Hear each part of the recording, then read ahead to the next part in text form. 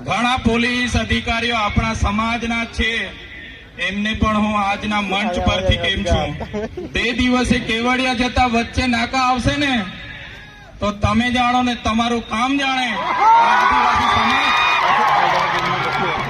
આદિવાસી સમાજ અંગ્રેજો સામે પણ ઝૂક્યો નથી. આજે ગોરા અંગ્રેજો નહીં, કાળા અંગ્રેજ સામે પણ ઝૂકીશું નહીં.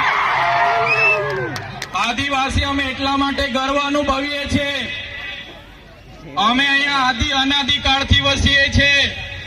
અહીંના અમે મૂળ નિવાસી છે, મૂળ માલિકો છે. આજે અમને વનવાસી કહેવામાં આવે છે, વનબંધુ કહેવામાં આવે છે. અમે આદિવાસીઓ છે, હજારો વર્ષોથી વસનારા આદિવાસીઓ છે. અમે જે વખતે આ વિસ્તારોમાં આ દેશ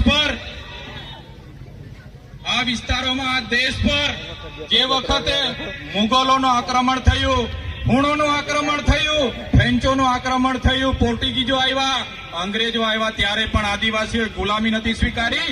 સ્વાયત્ત રાજ તો અમારા રજવાડા હતા.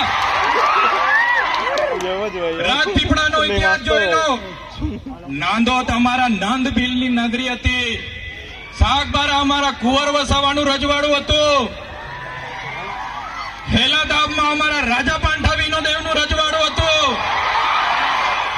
અમારા રજવાડાઓને એન પ્રકારે હેરાન પરેશાન કરીને ખદેડીને આજે અમને આદિવાસીઓને વિભાજિત કરવામાં આવ્યા છે. તમે રામાયણ વાંચી લેજો. રામાયણના પહેલા પાને આદિવાસી વાલ્મીકીનો ઉલ્લેખ હશે, સબરીનો ઉલ્લેખ હશે, હનુમાનનો ઉલ્લેખ હશે, નિર્સાદનો ઉલ્લેખ હશે. આ અમારા આદિવાસી, અમારા પૂર્વજો છે.